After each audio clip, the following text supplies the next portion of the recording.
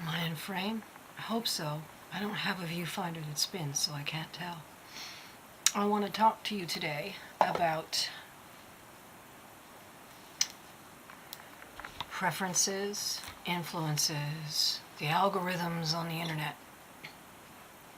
And I'll start by telling you the story of the two wolves.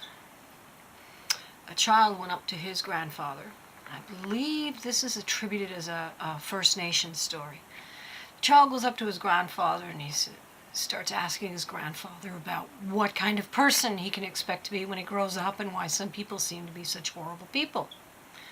The grandfather said, well, inside of you, he said, there are two wolves. One is the angry wolf. He growls, he snaps, he snarls. You could think of them as dogs, too. One's like a chihuahua. It's the wolf that growls and snaps and snarls and is dangerous. You cannot trust him around your children. The other one is the affectionate wolf, the wolf that brings you meat and gives kisses and plays and rolls in the sunshine. And when you are angry, when you are hurting, when you are feeling slighted, when you are feeling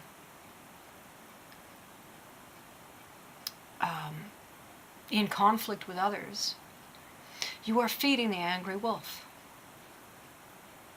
When you think of things too that are good, when you take the time to stop and think of something positive to say or think or do for yourself or another person, when you are forgiving, when you are affectionate, you feed the good wolf. And the little child said, well, Grandpa, am I a good wolf or a bad wolf? And he says, well, that depends on which wolf you feed. And the story of the two wolves is about that.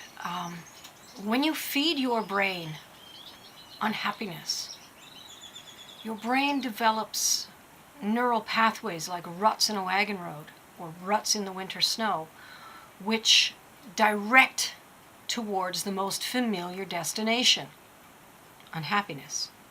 When you feed it positivity, it does the same. It creates paths to positivity. Just as a piano player isn't merely learning to play piano, he's training his muscles, but actually he's creating the neural pathways in his brain which make the chore simpler. Whether you're an athlete kicking a ball or a carpenter holding a chisel or a programmer reading code, you're teaching your brain to do these things by creating channels in your brain. And the same comes of making an effort to be positive or of falling into the habit of being negative. Now, I say making an effort with positive and habit with negative because it is so. We are genetically predisposed by evolution to pay more attention to negative things. When you're standing in the middle of a field, looking around you, you're looking for weather changes, you're looking for prey that you can add to your diet, but the most important thing you're looking for at that moment is the mountain lion stalking you in the grass, or the tiger or whatever, or the pack of wolves. It's the warriors from another tribe. It's the dangers. It's the storm on the horizon. Most of your mental energy is spent looking for the hazards, the drop-offs, the things that are going to kill you.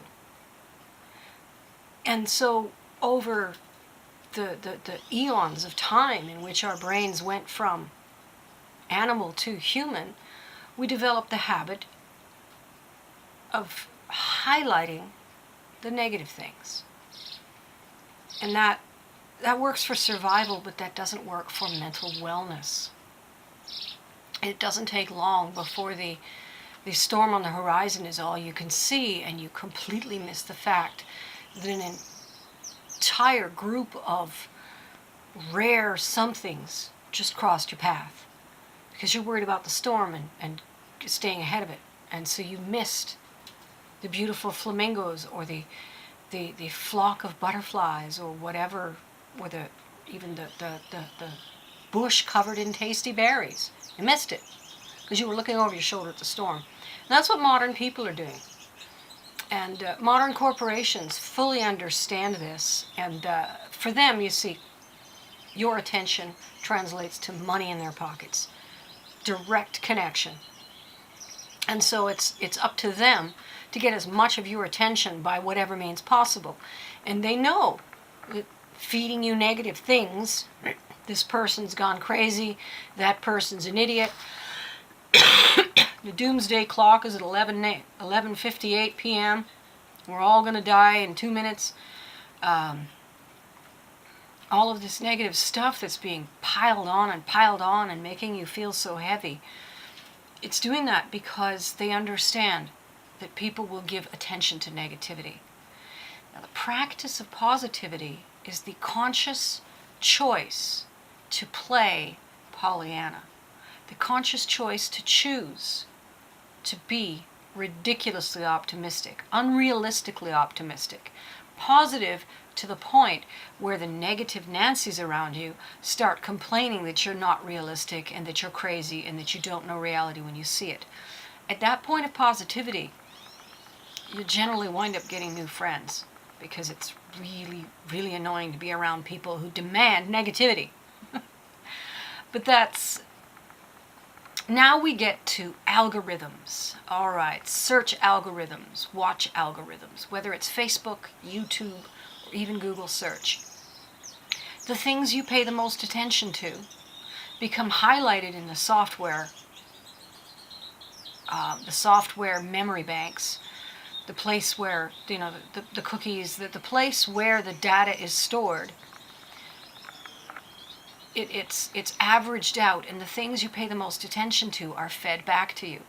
So if you go through a phase of being fascinated with stevia, you will start noticing that all your ads are about stevia, that all the recommended videos are recipes for stevia, that when you go to the news, you're getting news about stevia production.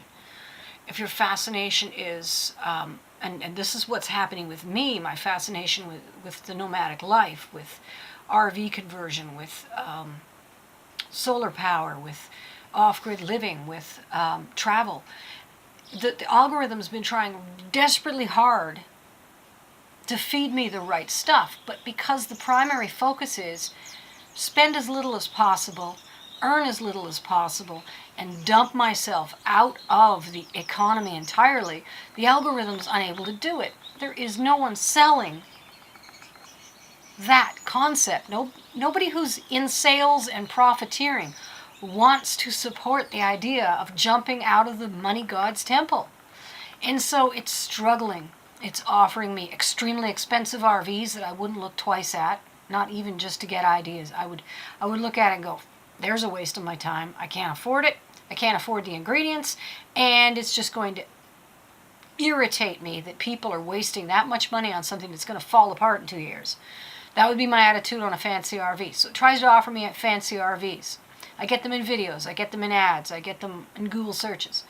No, that's not working. So for a long time, it was offering me the off-grid living solutions advertising.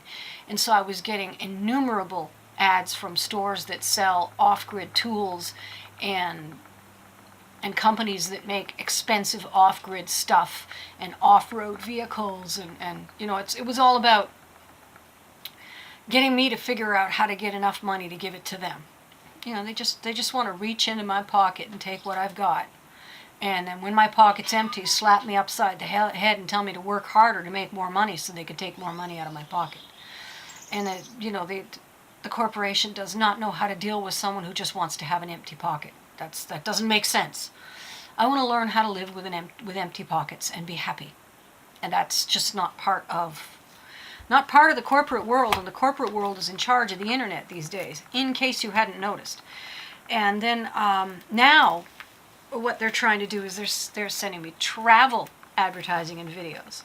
So now all of my sidebar ads, a number of my recommended ads, they all focus on travel. It's like, go to Thailand, go to Copacabana, go to this resort, go to that hotel, fly this airplane. And it's like, that's, again, not something I'm ever going to do. Not that I would say no if the opportunity presented. But the reality is, if I had so much money that I could become a jet setter, I would feel morally obligated to donate that much money.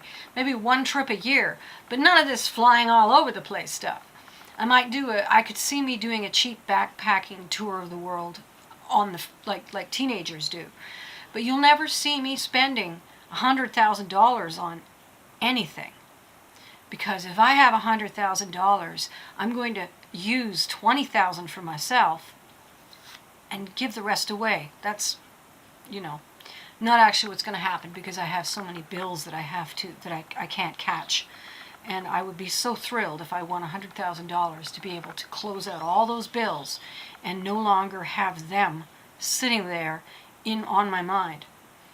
And that is the ultimate goal, is to reduce us all to a point where we can no longer complain about our working conditions, or we no longer call up the employment government agencies that are there to protect workers and call them on our boss's head because we're too afraid of losing our income, because we're too deep in debt, and we're too terrified of the homeless lifestyle.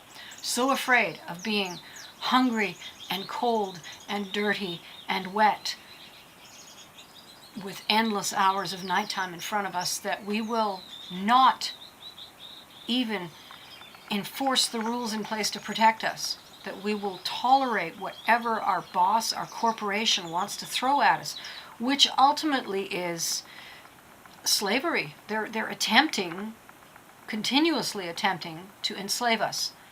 And we call it wage slavery these days, where you are stuck. We used to call it the treadmill or the rat race, but any way you call it, you find yourself stuck between the wants and the haves and the have-nots and the want-tos and the wish-tos and the you-musts, until you are stuck in a place where no matter how miserable you are, no matter how poorly you're treated, you don't complain and you don't fight back.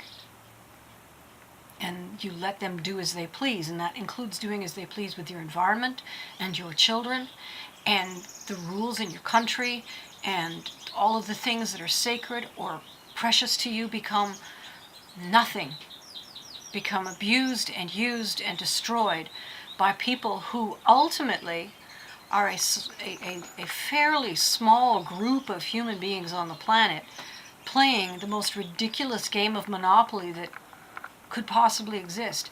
Forget Game of Thrones. These people aren't even vying for a throne. They're just vying to see who's got the biggest numbers after their name in a book that someone puts out, Forbes list.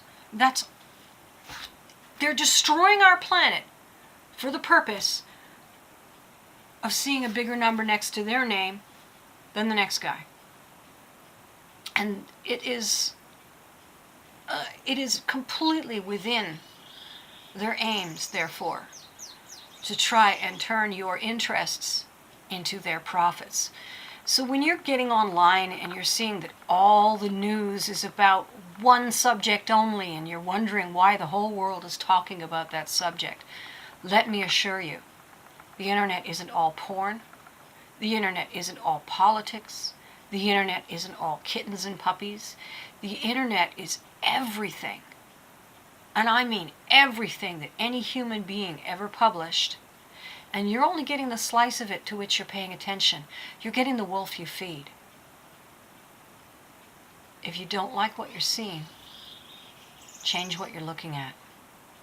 Be a little bit patient. I find it takes about 6 weeks for the algorithms to catch up and start displaying a different subset of your interest levels. If you don't like the conversation, change the subject. Don't wait for someone else to do it. If you must, sit, and now I'm talking not metaphorically, but realistically, sit down sometime and write out a list of interesting questions, interesting topics to ask people the next time you're in a group and they start talking about politics. bring up something, start the conversation, say, hey, did you guys watch the slow-mo guys on YouTube? Yeah, well, they're these guys with a high-speed camera. You should have seen the slow-mo video they did last week. Did you know that bullets would do that? Anything like that. Or, you guys ever watch OK Go? They do these one-take videos. Or, have you ever, have you ever noticed that the radio stations in town only play oldies? What do you listen to? Start some topics of conversation that are not the dominant, depressing subject that has left you feeling disinclined to socialize or interact and added to your isolation, your weakness, and your powerlessness.